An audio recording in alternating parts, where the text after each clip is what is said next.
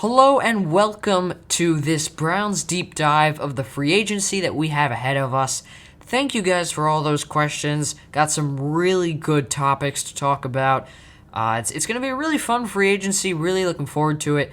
But we're going to be discussing a lot of what the Browns can do to really elevate themselves and put them into that Super Bowl contention and also be smart so they don't mortgage their future. So got a lot of fun discussions ahead of us. We're going to have draft season soon where we're going to evaluate those prospects, really dive into what the Browns can do with their pretty decent stash of draft picks. But now we got free agency, so let's get into it. All right, so the first thing is how should the Browns address that miserable defense? And we're going to start with the linebackers. So free agency-wise, I do think that there are some guys that I think would fit what the Browns want to do. Because don't forget, Andrew Berry and this staff, they are not a big proponents of paying big money to linebackers. And I think we're going to see that trend continue. Some guys that I really have my eye on are KJ Wright, outside linebacker for the Seattle Seahawks. He's really great in coverage. He is not the best at, shedding his gaps and shooting those gaps and shedding blocks and really wrapping up on that ball carrier, but he can get into space. He can cover pretty decently, and I think that although he is on the wrong side of 30, he can be a solid veteran addition to that Browns defense that already has a lot of youth. You look at that linebacker core, and it's really not all that experienced. B.J. Goodson, who is a free agent anyways, the oldest at 26. So you definitely want to add some veteran presence there, maybe mentor some of those young guys. And you also really need just a better linebacker there. And I think KJ Wright can fill that need with what he can do covering. He's not going to be a liability. He's not going to be a Levante David or a Fred Warner where he's the strength of your pass coverage, but he can definitely make some plays for you and, not cause you to scream at your TV every third down when the running back picks up 8 yards every play. But, again, KJ Wright, he might be a little too expensive because, again, he has been a proven player in Seattle. I would expect him to maybe earn that $7 million range, maybe not even, because, again, he is 31. He doesn't have a lot left in him. Linebackers don't really play for a very long time. It's a really physically demanding position.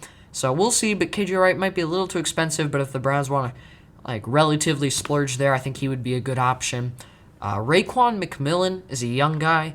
He was a Dolphin for the most of his career and then traded to the Raiders. He hasn't really worked out there. He is a one-dimensional linebacker there, and I think if they do want to move off B.J. Goodson, I do think Raekwon McMillan would be a solid not backup, but fill-in for B.J. Goodson and even a potential upgrade. This is a guy that is physically imposing. He's really, again, as I said, one-dimensional. He's a very physical linebacker, not quite as instinctual as, say, Taki, but that more of a thumping player that can really, get into that A-gap and just plays running downhill. He's not going to do much in coverage. Again, you probably aren't going to see a ton of him on third down. He's going to be used mostly on first and second down, but again, I do think he can be a solid linebacker doing just that. Although, I do think the Browns would be looking for a little bit more versatility, so that could be an option that maybe you see in free agency and what the Browns do. And a lot of times what I've seen a ton of people suggest on Twitter is go after Matt Milano. And that, I think, is the worst thing you could possibly do. Because Matt Milano is, for two reasons, I think, is something that could be detrimental to this Browns defense and overall to the team. One, he is injury prone. He didn't even play this entire season. He's had injuries throughout his career, and ultimately I think he's going to price his way out of Cleveland. He's going to ask for more than Joe Schobert was asking for. He's kind of probably going to be in that $13 million plus range. The Browns are not shelling out that much for a guy that honestly is not that much better than a guy like Joe Schobert. So again, I do like what he can do in pass coverage. I think he has those abilities to play he can be a 3-down linebacker. I just don't know if his body will hold up again as those injuries show up. I would not scream and fight if the Browns signed him, but I do think that he will be too expensive. He's almost guaranteed to hit the free agent market. Buffalo pretty much pretty much told the reporters that he's not coming back. But will be interesting to see where he goes. I think he'll be an overpay wherever he goes. But that's the linebacker room. I also think that there's some good depth in this draft, maybe a Nick Bolton.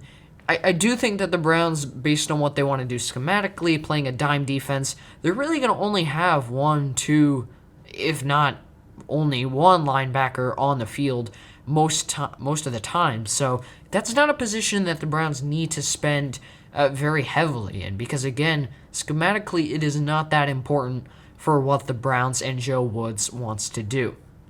Now, moving to that defensive line, this is something that I do think the Browns need to splurge on. And so the guy that most people have been suggesting, and that I personally really agree with, is Carl Lawson, who is an impending free agent from the Cincinnati Bengals. If they don't work out a deal, Carl Lawson is exactly what the Browns need. He is a excellent power rusher. He is one of the most refined pass rushers of this free agent class.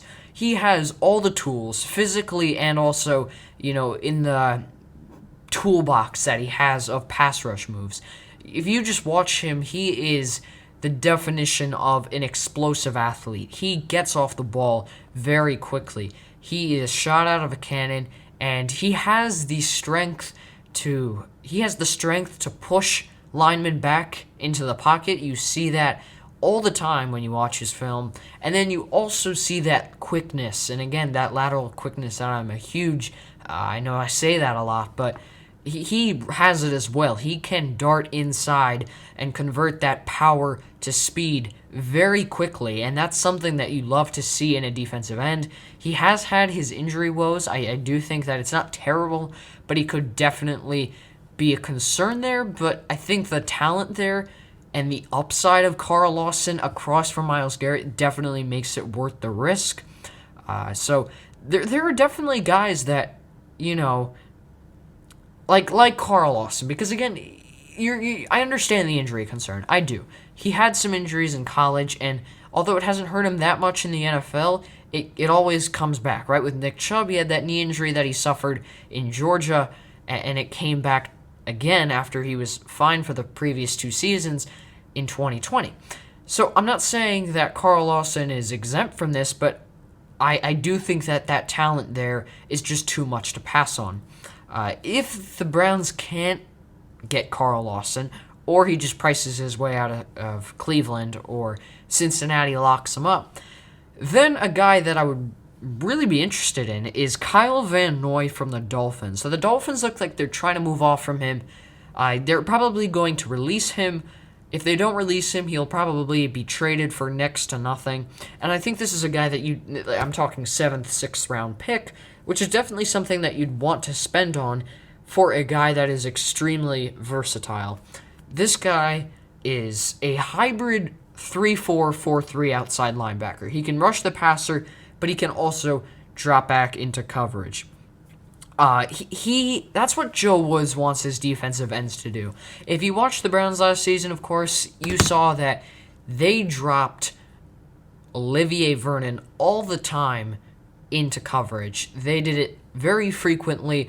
On dozens of snaps, Olivier Vernon would drop back into coverage. And that's what Joe Woods likes to do. He likes to use that simulated pressure, send a corner, and use that zone replacement pressure that fools Mayfield, actually. But a little hint on what we're going to be talking about in Mayfield's episode. But anyway, Kyle Van Noy would fit exactly what Joe Woods wanted Vernon to do.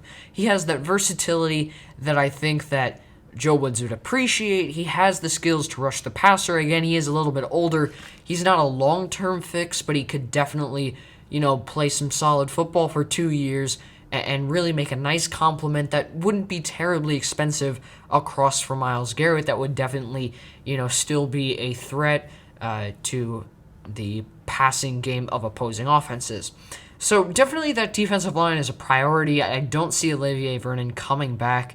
If you can't grab a guy in free agency, again, I think Trey Hendrickson, if you look at his actual, a lot of his sacks were cleanup sacks. I do like his speed and his power, but I just think, again, he is pretty raw because he didn't start, don't forget. He was behind Cameron Jordan and Marcus Davenport. He was really a rotational guy in New Orleans, and I mean, I hate to say it, but really lucked into a lot of his sacks.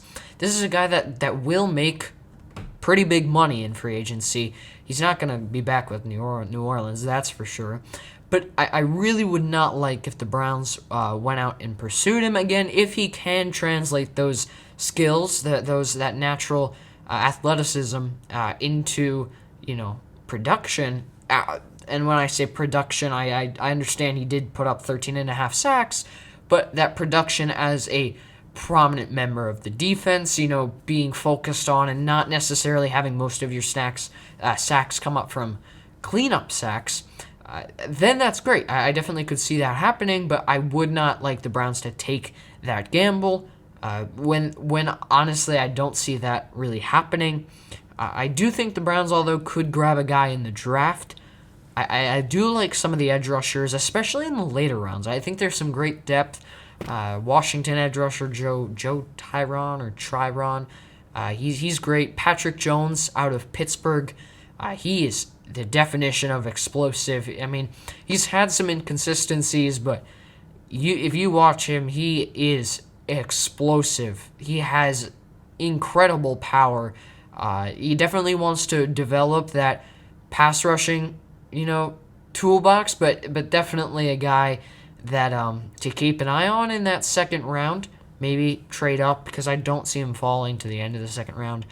Definitely would be a reach in the middle of the first round, end of the first round. I'm so happy that the Browns are at the end of the first round, but definitely some edge talent in the draft. And as we get closer, maybe depending on what the Browns do in free agency, we'll look at some of those edge rushers.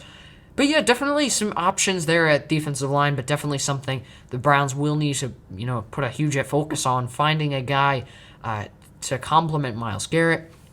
And then really quickly, I did see a question about Sheldon Richardson, and is he a potential cap casualty? So if the Browns cut or traded him, I don't see him having a trade market at all, and especially with the cap, surge this year. It's tough because the chances of finding a guy that can replace for Sheldon Richardson, again, that gamble in the draft, of course, defensive tackles are hard to find. Defensive tackles in the draft, they're kind of like corners, honestly. There's kind of a dime a dozen, and not a dime a dozen, the opposite. Really not very frequently great, honestly. We've seen a lot of first-round flops with defensive tackles, so and they're honestly pretty replaceable. So Sheldon Richardson, $13 million is a lot for a guy. He is a solid interior presence. He is consistent, but he's definitely upgradable. If the Browns can find a guy that can replace him, for example, if Christian Barmore from Alabama falls to number 26, I think that's a no-brainer. Maybe you cut Richardson or see if he has any market, then maybe trade him. You've got Andrew Billings returning. Jordan Elliott, I think, showed some flashes. I don't think Larry Ogunjobi is back this year. So yeah, Sheldon Richardson is an interesting guy to keep an eye on. I could see a contract restructure. If you can get him down to $10 million, I think that would be excellent value for a guy like him. He is getting older, but yeah, I think that's the front seven there. I will desperately need to be upgraded, so we'll see what happens there. For the secondary, yikes. So there's definitely a lot of rebuilding, flat out rebuilding that needs to happen there. I do think that the Browns need to upgrade, but I don't think they need to go crazy with the spending. So there are three guys really in that secondary I'd really love the Browns to sign. These are guys that are not really high profile guys, but definitely under the radar guys that are durable and versatile. I definitely, those are my kind of two criteria here. Of course, they have to be good, right? But they're versatile and they're also don't have a injury history. So Michael Davis, he's missed 3 games in the last 4 years. He is extremely durable. He is also pretty versatile. You can mostly play him outside. That's kind of been his role. He is extremely fast. Ran a 4.3 40. 4.330 would be pretty slow, but 4.340. He is pretty fast. He held his own against Tyreek Hill, which is saying something. He played for the Chargers last year, in case you're curious. He's kind of been buried behind that depth chart because of the Chargers secondary is pretty talented.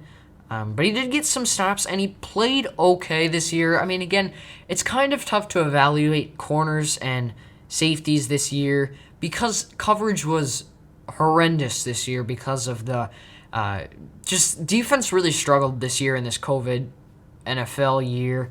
So I'm not putting a ton of weight into what players did this year. I mean, it is important, but Michael Davis is a guy that could be a great under-the-radar signing.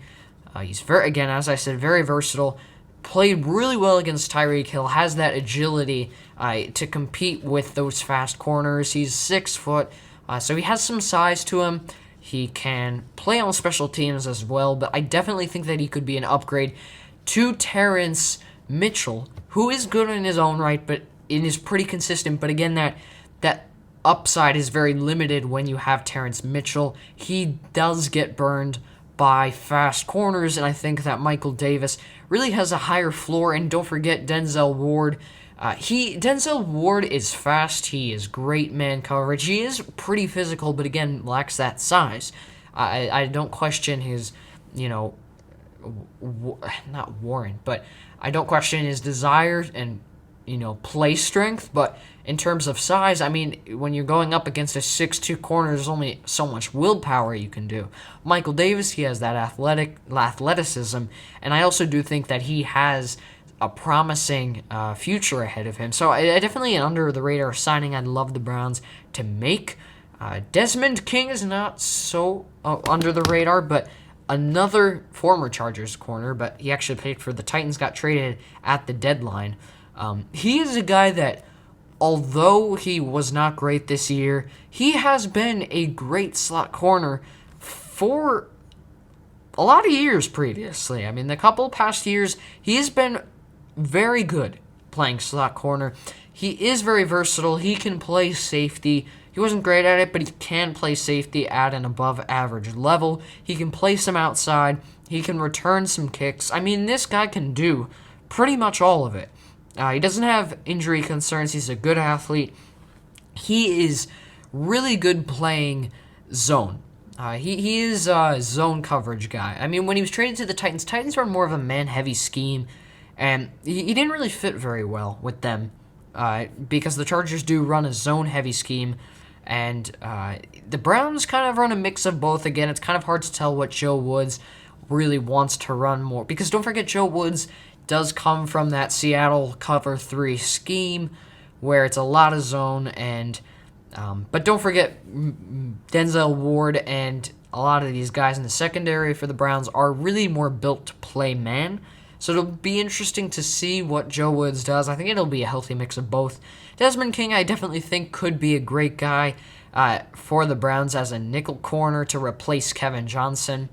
So I do think that he won't make a ton of money because, again, he wasn't great last year. He wasn't great in 2019 either. So definitely a guy to keep an eye on, Desmond King. But as he was used as a safety and in the Titans man scheme, I do think that he's kind of been under the radar. He was not going to make, I don't think, any more than $10 million unless something goes crazy. I definitely see him getting higher single digits, maybe 2 or 3 years to rebuild that value of his, because he's only 26. So a guy to keep an eye on. And then this last guy that I do want to talk about is Sidney Jones. This is a guy that has showed incredible development this year. I mean, he was always touted as very promising, right? Coming out of Washington a couple of years ago.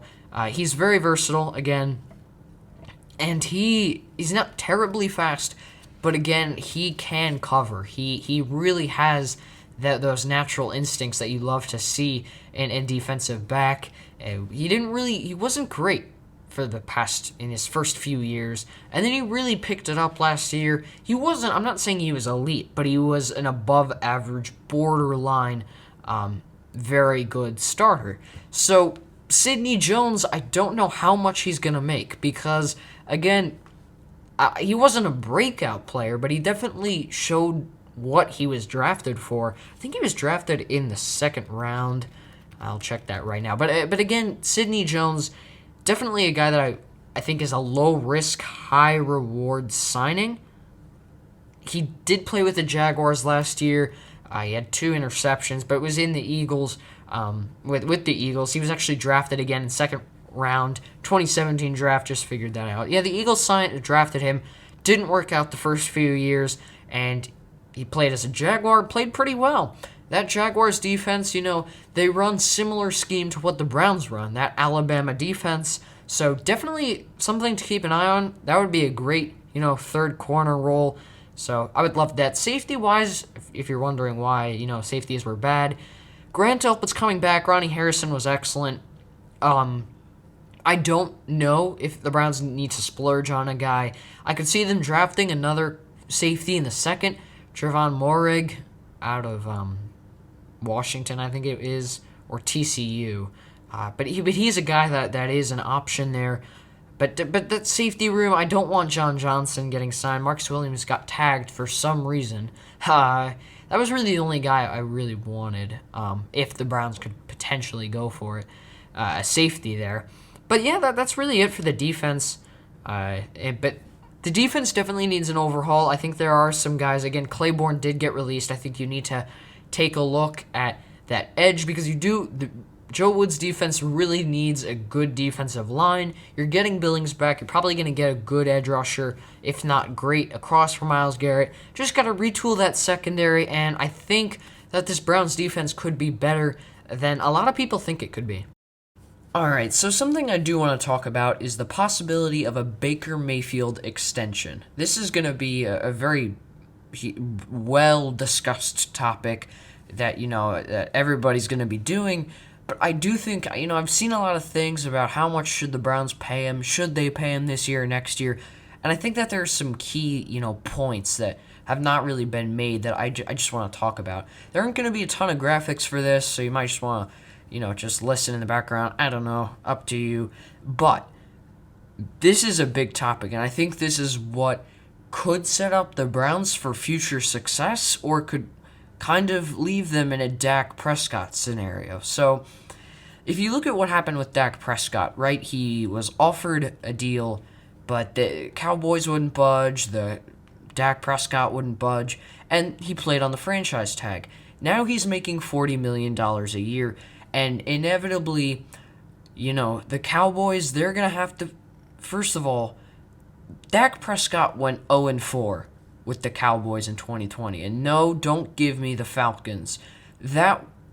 I know it was a win, but let's be honest, they lost that game. You know what? Fine. 1-3, 0-4. The point is they were not anywhere close to a playoff team. They were losing to the Giants when Dak Prescott got injured.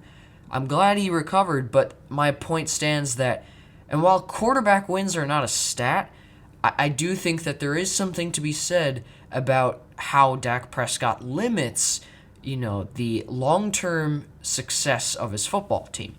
So now he's making $40 million a year.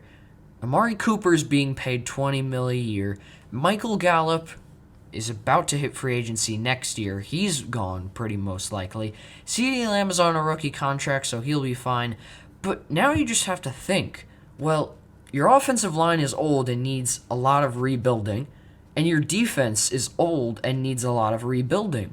So now you're soaking in $40 million into the quarterback position, and you're paying a lot of money to Ezekiel Elliott, Amari Cooper, and eventually some of these younger guys that you've brought on, and you can't really fix what has been the issue the entire time, which has been the offensive line, the defense. The thing is when you get paid $40 million a year, you need to be able to overcome that. You need to be able to overcome that. Patrick Mahomes, Deshaun Watson, Russell Wilson. These guys can elevate offenses around them. Not to say that they don't need help, because every quarterback needs help. But they don't need everything around them. They don't. Dak Prescott needs everything around him. He needs a good defense, he needs a great offensive line, and he needs good weaponry. The thing is, when you pay a quarterback $40 million a year, you can't really provide them with the best stuff in the game, right? You can't. That's just not how it works. And that's where Baker Mayfield comes into play. So, I think the Browns should pay him this offseason. For two reasons. One, I do think that this is not going to become a Wentz or a Goff situation. Baker Mayfield has shown that he can elevate an offense. He has proven success. Wentz did not take the Eagles to the Super Bowl. Nick Foles did. Jared Goff had everything around him. Top 5 offensive line. Robert Woods, Brandon Cooks, and Cooper Kupp. Todd Gurley, and an amazing defense. So yes, Goff did take the Rams to the Super Bowl, but in no way was he the reason why. So, that being said, now you have Baker Mayfield. Well, he took Jarvis Landry, Rashard Higgins, who no one wanted, and ended up re-signing with the Browns because he really had no market in free agency after a few months, and Donovan Peoples-Jones, a 6th-round rookie. Yes, his offensive line was great. It was. It was. He had an amazing offensive line. He had a terrible defense, worse than the Dallas defense, if you look at DVOA. The running game was great as well. That also is a huge part in a quarterback's success. Can they rely on a run game? Well, they didn't run the ball a whole lot when they had, for example, the Ravens game. They weren't running that ball in under 2 minutes when Baker had to go do that 2-minute drill. They weren't running the ball when it was 1 minute left in the Cincy game. They didn't even run the ball a whole lot in the Steelers game. My point is, he doesn't depend on a run game. He's definitely assisted by that, there's no denying that, but he does not rely on it. That's the difference. Goff relied on that on the run game. Baker does not. He has shown that he can elevate an offense. So he can do that. He's going to inevitably grow in Stefanski's offense in his second year. This is his first year not having to learn a new offense. That is a huge point that a lot of people are forgetting. So, if the Browns extend him now, I think it should be a 4-year, $165 million deal. And I understand that's $41 million a year. But this is my second point. Quarterbacks are not the upper echelon of quarterbacks. That's not top 5. It is the top 15 quarterbacks, because top 15 quarterbacks are paid the same as top 5 quarterbacks. It is not about, that's the thing, it is not about who's better. It's about who's getting paid next. It's not always about skill level. Watson, who is much better than Dak Prescott is, got paid $39 million a year. Dak got 40. There's always, no matter, you could get Patrick Mahomes extended. Patrick Mahomes is a different story, but my point being, besides those top generation level quarterbacks, that even the quarterbacks themselves know that they're not close to that, but those quarterbacks, that top 5 to 15 range, that's not about who's better. It's about who's getting paid next. That quarterback will top the market. So this whole pay him $30 million a year or wait till next year and then pay him $35, that's not going to work. That in no way does Mayfield accept that, nor should he, because that's not what quarterbacks or how or why or will they get paid. That's just not how it works. Mayfield will get, if the Browns can negotiate a fair deal depending on what Mayfield wants, whether he wants a long-term deal or a short-term like Watson type thing where he wants to cash in on the market when he's only 32 and he's, in his prime, because quarterbacks have a longer prime. So we'll see what he wants. So if he wants a longer term deal, I could see it be a $38, $37 million a year, depending on what Barry can do, Andrew Barry. But again, honestly, in no way is Mayfield getting only $30 million a year. It's just not happening. This is what I'm talking about. So, not to get too off track, but moving on. If we wait till, let's say the Browns wait till next year, 2021, he has a great season, better than before. He takes them to the AFC Championship game. From there, it's a close game. He loses to Patrick Mahomes. Okay. So where are we from now? Let's say he threw 30 touchdowns, 9 picks, 4,000 yards, and led the Browns to a 12-4 record and came either first or second in the division. Well, right now, Josh Allen and Lamar Jackson have both been paid over $40 million a year, and now Mayfield is the next guy. You have Kyler Murray, who's going to get paid that offseason, and now we're sitting having to pay Mayfield upwards of $40 to $45 million a year. I don't think the Browns want to do that.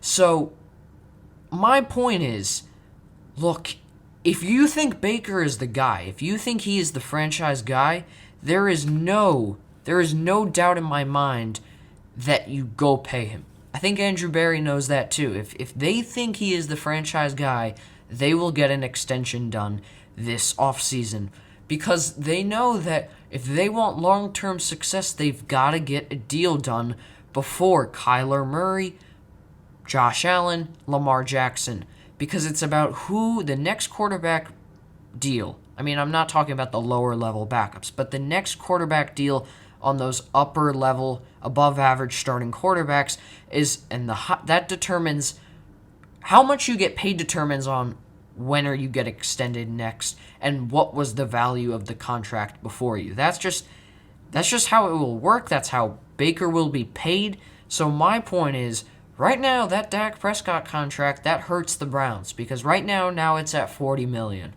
So, I don't know. Baker's better than Dak, and Baker knows that. And his agent knows that. And the Browns know that. So he's going to get paid close to, if not over, $40 million a year. You've got to get this deal done. He is clearly the franchise guy. Honestly, he's worth $40 million if he continues to play this way. He was the second best quarterback from week 7 on. He can elevate an offense. He really can. Give him 1 year. Give him a year, not having to learn a new offense. He can carry a defense. They had the 23rd worst defense, and that's not even counting the fact that they were playing in the monsoons, so the defense was essentially able to pad their stats. That was a train wreck of a defense. The Browns still have the 14th most cap space in the NFL with $25 million. They can do some really good stuff. They can free up more, with what they do with Sheldon Richardson, Landry, OBJ, a lot of restructures that they could do, cutting, trading. Andrew Barry will make it work. My point is, you got to get a deal done. This is clearly your franchise guy.